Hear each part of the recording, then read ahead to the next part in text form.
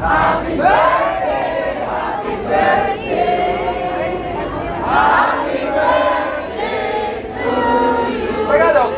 Maligayang bati, maligayang bati, maligayang, maligayang, maligayang bati. Happy birthday sa isang tunay na palaban na kaibigan, Kati Binag! Ang presisa na mga DD supporters! Alam ko, idolo ko po si Attorney Jimmy Bondok. Ang kakaganda ng boses, pogi pa, tama?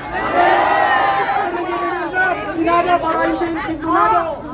Sabi nga ni GMR, Senator Jimmy Bondok sa Senado para hindi sintunado ang tunog ng Senado. Okay. Maganda yan, ikot naman po. At saka si Senator, i-claim na natin Senator Jimmy Bondok sa likod. Sabi nila, ang dami. Yung mga mukha niya, siya, ang senator ko. O ba? Bakit? Kasi tahimik pero naghanda. Bago siya kumandidato. Nag-aral ng batas. Hindi ko naman po minamaliit yung mga taong hindi nag-aral ng batas. Pero importante po yun pag alam mo. Kahit bago natin, mamatter. Ang importante may alam sa ating konstitusyon. Kasi alam niyo kung protektahan ang sambayan ng Pilipino. Again, mahal ko kayo! Oh my God, tomorrow, punta ko kayo dito. Cheeseburger! Cheeseburger! Cheeseburger!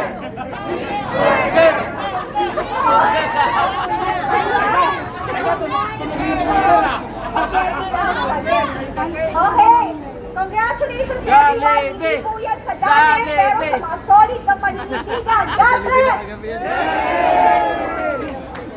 McDonald's! McDonald's! Ito, grabe. Kawawa tayo. Wala tayong sound system. Maliban dito sa Megas nga.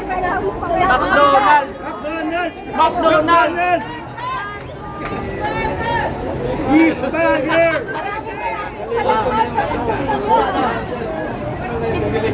Beef burger! McDonald's! Attorney Jimmy Bondok para hindi sintunado ang Senado. Ay, bago na ang campaign manager. Ganda yung kanyang slogan. Pag-ulit. Attorney Jimmy Bondok para hindi sintunado ang Senado. Tama kasi nga sabi ni Dati Binag, nag-aral, naghanda si Attorney Jimmy Bondok para hindi maging sintunado ang Senado. Nasa tulo. Pero maraming salamat sa inyo ha. Sino dito yung mga pang-limang gabi na? Sino ang mga galing pa ng Mindanao? Visayas! Sultana po, Sultana. Si Sultana. Grabe yung dedikasyon ninyo. Hindi biro, yung limang gabi na nandito tayo, umulan, umaraw, at ngayon nga, ikinaboy na tayo rito, pero wala pa rin umuwi sa inyo. Ibang klaseng dedikasyon to. At tapos, sasabihin na kayo ay bayad ng 200.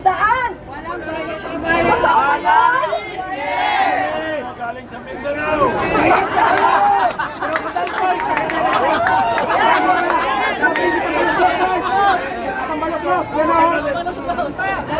Ang pera ng bayan. Inintay na silang malos-los. Ayan, Howard.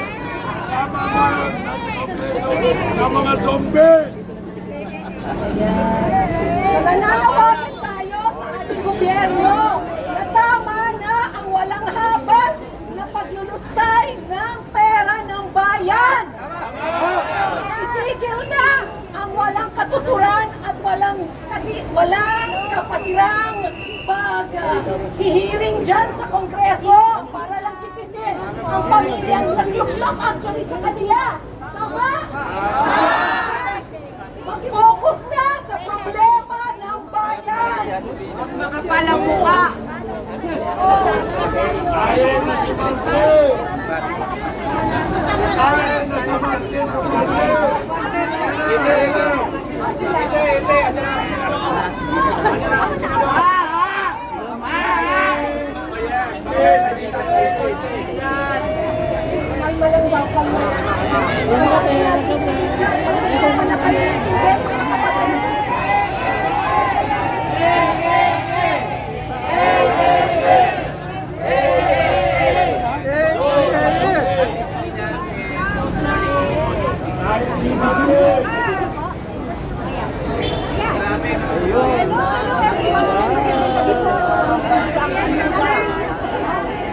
Madam, nagkakalan.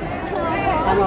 Siguro itatanong ko lang, meron ba sa inyong gustong mamahagi ng kanilang saloobin? Pero, bago natin gawin yun, para masaya lang, lahat kayo dapat narinig, ganyan ang totoong demokrasya eh. Pero meron lang akong mga gustong paalala sa inyo dun sa ating Public Assembly Act Ay, of di ba ang bato? 880. Taranta ako sa iyo. Okay? Ito maganda itong malaman. Una, Ayun na. kailangan po talaga wala tayong mga kahit anong salita na malapit man lang sa insight Salita nga. division. Hindi. Ha? Kasi mananalo sila kapag tayo may mga sinabi mga salita na mga bagsak, yung mga ganyan Ano salita. lang, Mag-ingat tayo. itatanong ko lang sa Lagi iyo, po natin yung ano, sabihin yung last words. according to the law. Lagi, yung sa Sige. batas. Kunyari, ang gusto nyo kay Romualdez, na tingin tayo sa video, tingin nyo kami. O kaya itigil nyo na yung mga walang kwentang hearing. Pwede yun. Pero wag na wag po magtatawag ng kaguluhan. Yan ang number one. Ang karapatan naman natin, hindi po pwedeng lumapit ang pulisya within 100 meters. Okay? Pero kapag tayo ay nagsimula na magpakita ng konting violence, o kung impending na violence, Thank you, madam. magpapaalala na Bigas yan mo sa po mga kay organizer. madam. At kapag hindi tayo Gogilian taklis, TV. maaari na sila pumunta. Kaya Okay, huwag po thank tayo you. magbibigay ng dahilan sa kanila para lumapit sa atin. Isa pa, ang mga mababait po nating mga kapulisan, no? Kung sumusunod sa batas ay hindi pwede ang pano. Alam niyo po yan, ano? BP 880 yan. Okay? Hanggang batuta lang po ang pwedeng dala niyan, tsaka mga shield. Pero, wala naman po silang dapat ikatakot sa atin. Tama? Tayo po ay nandito para mapayapa na magtulong upang ang gobyerno ay dinggin ang ating tunay na saloobin sa kanilang ginagawa. Tama? Kaya ang paalala ko po ito, two-way, dalawa po ang responsibilidad. Ang responsibilidad ng kapulisan at ating responsibilidad. Sila, huwag tayong gahasain, huwag tayong guluhin. At kailangan pigilan nila yung mga gustong magmolestya sa atin mula sa ibang grupo. Yun ang ginamit na salita ng batas, ha? Tumolest. Hindi tayo pwede i-molest ng ibang grupo. Katulad kanina, mukhang merong patibok. Pero huwag na natin pag-usapan yan. Gumawa ng gulo, sa ating pa isisisi. Tama? Hindi pwede yun. Hindi pwede yun. Okay? At ang kapulisan, ako po ay naniniwala pa rin naman sa kanilang dignidad, sa kanilang 99% dyan. Hindi tayo guguluhin yan kung wala tayong mga seditious words. Importante po yan, ha? Pero tayo naman ay may karapatan din na hindi nila guluhin at hindi sila magpakita ng armas sa atin. Tandaan nyo po yan. Kaya yung mga salita kahit pamiro, mag-ingat po tayo. Ano ba ang panawagan lang natin? Una, tigilan na po ng gobyerno yung pagnanakaw sa atin. Pangalawa, ang ninanakaw po nila hindi ng pera, kundi yung naka 32 million votes. Gusto rin nakawin sa atin. Yan lang naman ang gusto natin, napakabain pa ba natin? Hindi naman, diba? Wala nang iba eh. Una, huwag na nilang nakawin ang pera natin at gawin na lang nila yung trabaho nila. Tama? Number 2, huwag na nilang molestahin si BP Day Sara na lang tatrabaho lang din. Tama?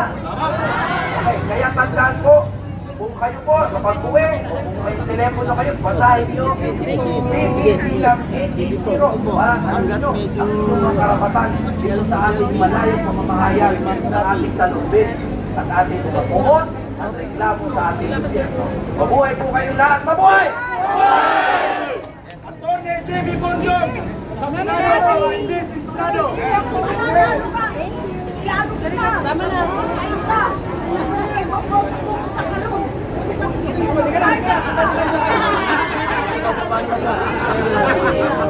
Thank you. Ako ma'am, papapicture na ako. Iba lang.